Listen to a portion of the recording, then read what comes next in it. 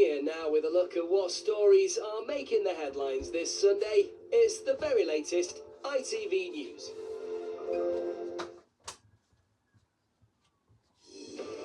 Arsenal turned the streets of London red for a huge Premier League victory parade.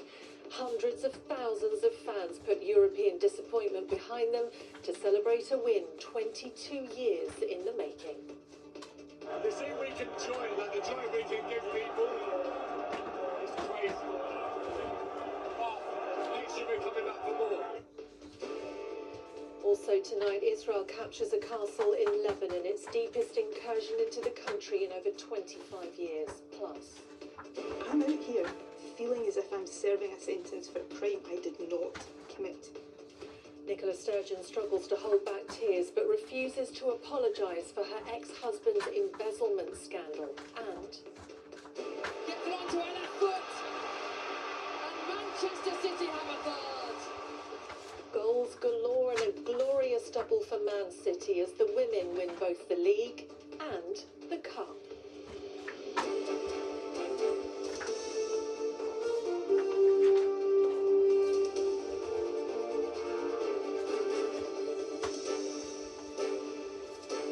This is ITV News with Yasmin Bodalbhai. Good evening. Arguably the best way of getting over narrowly losing the Champions League title is to hold a huge street party celebrating winning the Premier League. And that's what hundreds of thousands of Arsenal fans did today, turning the streets of North London into a sea of red. It had, after all, been 22 years since they last claimed the prize. And this afternoon's victory parade was worth waiting for. Loud, proud and jubilant. Our reporter Ellie Pitt was there. There was barely an inch of the pavement that wasn't red and white in North London today.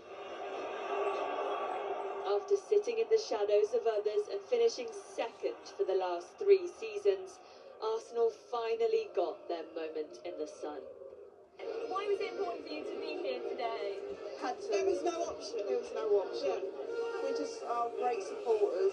Where have you travelled from to be here today? Oh, no, rough, like, whole area. Yorkshire. From Yorkshire, all the way from there. Oh wow, Yeah. so it's a big mission to get here and to be part of it. I can't wait to see them out on that bus. No matter the result yesterday, I think today really shows the true supporters how we feel about the team. If you thought the atmosphere would be subdued because they lost the Champions League final last night, the flares and flags should tell you otherwise. It was pure party today, with some getting to any vantage point they could, so they didn't miss the moment they'd been waiting for. This trophy represents the end of a 2-decade-long wait. The fans, this moment in the celebration of the fans that struggled to get here is over. After 3 seasons back-to-back finishing second, Arsenal have at last won the league. On board the buses, the players were having just as much fun. Not only showing off the Premier League trophy, but also the first ever Women's Champions Cup, picked up earlier this year. As they passed by, the noise was indescribable, with fans trying to capture their own memories of this piece of history. I feel quite happy because it was my first time watching them. So yeah, I'm really proud of them. All the cultures, everyone mixed together, all the noise, all the celebration, friendly vibes, it's all good. Today, the fans' hope will be repeated, and a certain midfielder is already promising that. The joy we can give people, it's crazy. But next year we're coming back for more. There's big changes in rival club management next season, so who knows if Arsenal will be able to hold on to the title. But at least they can't be called the league bridesmaid anymore. Ellie Pitt, ITV News. Well, the team that denied Arsenal their first European title, Paris Saint-Germain, held their victory parade today after violent clashes marred the initial celebrations last night. French police made more than 780 arrests across the country after more than 200 people were hurt, including dozens of officers. Well, this evening, strict security was in place at the Eiffel Tower, where 100,000 supporters watched their heroes lift the trophy. Israeli troops have captured a strategic castle in southern Lebanon. It is their deepest incursion into the country in 25 years, despite the ongoing ceasefire. The capture of Beaufort Castle near the city of Nabatea came after days of airstrikes in nearby villages. Our correspondent Sejal Karia has this report. A fortress that has witnessed conquest for centuries. Tonight it marks Israel's deepest push into Lebanon in a generation. For Israel, Beaufort Castle is a strategic prize. For Lebanon, its capture a deeply uncomfortable sight. The operation to take it just 9 miles from Israel's border was filmed by the Israeli military. Its aim to seize positions from which Hezbollah had launched rockets across its border. Benjamin Netanyahu called it a dramatic turning point, a sign, he said, that Israel is now taking the initiative across multiple fronts. But on the ground, the cost is mounting. Israeli airstrikes have intensified across southern Lebanon in recent weeks. Homes have been reduced to rubble. Families are burying their dead. The ceasefire agreed 6 weeks ago survives largely on paper. For Lebanon, it is another chapter of loss and destruction. For Israel, this is about pushing Hezbollah further from its frontier. It views the group and its backer Iran as part of the same threat. But with diplomacy stalled, the military pressure has intensified. In a televised address, Lebanon's Prime Minister accused Israel of a scorched earth policy and of collective punishment in the south of the country. Tonight, most here can only watch on as this latest confrontation between Israel and Hezbollah escalates. Sejal Karia, ITV News. Back here, police have continued to search for an 11-year-old boy who went missing after he entered the River Don in Mexborough in South Yorkshire yesterday. During the recent hot weather, at least 14 other people have died after getting into difficulties in waters around Britain. Graham Stothard reports. Rescuers on their way to the River Don in Yorkshire, looking for an 11-year-old boy who went missing in the water last night. We've got the underwater search team, that's police divers and their boat, and they're searching back up towards us, so we're trying to cover the ground best we can, but it is densely wooded in areas. There's lots of overhangs, undercuts and things that all need searching individually. Efforts here have come at the end of a week of record-breaking heat, the consequences of which have proved deadly. More than a dozen people are known to have died across the UK in water-related incidents, most of them children. Among them 15-year-old Chitsa Nyandawa. She was rescued on Bank Holiday Monday from the sea near Southport, but died in hospital.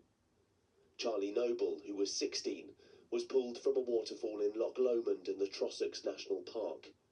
And 13-year-old Rico Puttock had been swimming in a reservoir near Halifax. A beauty spot that turned temptation into tragedy. Now it's turned cooler. It's hoped the deadly incidents end too. Graham Stothard, ITV News. Scotland's former First Minister Nicola Sturgeon has said she feels she's serving a sentence for a crime she did not commit. She's faced questions over what she knew about her estranged husband's embezzlement. Peter Murrell this week admitted taking more than £400,000 of Scottish National Party funds, but she insists the couple had separate bank accounts and believed their incomes would have supported anything she saw in her house. Our political correspondent Fred Dimbleby reports. They were Scotland's political power couple. Nicola Sturgeon, the First Minister, her then husband Peter Murrell, the Chief Executive of the SNP. But he has now pled guilty to embezzling £400,000 from the party, and she is facing questions about what she knew. I am not responsible for the crimes that my former husband committed, and I'm not going to apologise for somebody else's crimes. But do you think you bear no responsibility for one of the biggest political scandals that took place on your watch. He perpetrated a crime on the SNP. He's serving and will be serving a sentence for a crime he committed. I'm out here feeling as if I'm serving a sentence for a crime I did not commit.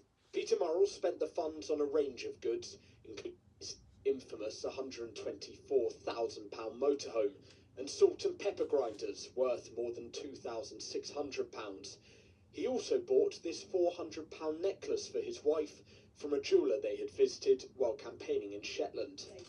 Later that night, Peter said to me, "I've got a surprise for you." And I saw you admiring this pendant and gave me it. Sorry. I loved that necklace and I wore it a lot. Other parties are now calling for an inquiry. The response should be one where everything's put into the light and people can examine it, and that's what the SNP has to do now. The current SNP leadership say there has already been a thorough police investigation, meaning any further inquiry would be unnecessary. Nicola Sturgeon was not charged after that investigation. Her estranged husband, who she says deceived her, is due to be sentenced next month. Fred Dimbleby, ITV News. The Police Service of Northern Ireland has launched an attempted murder investigation after an officer was hit by a stolen police car. Officers has left their vehicles to chase a suspect on foot. The man then got into the car and drove directly towards them. A 27-year-old man has been arrested. An expert diver who was one of the first to find 5 villagers trapped for more than a week in a flooded cave in Laos has been speaking of his relief at their rescue. 4 of the men were brought to the surface yesterday to a chorus of cheers and cries. And as David Harper reports, the rescuers felt just as emotional.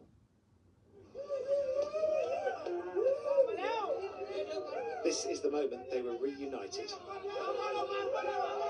Covered in mud, these men had been trapped deep underground for 10 days in a cave system made almost totally impassable by heavy rain.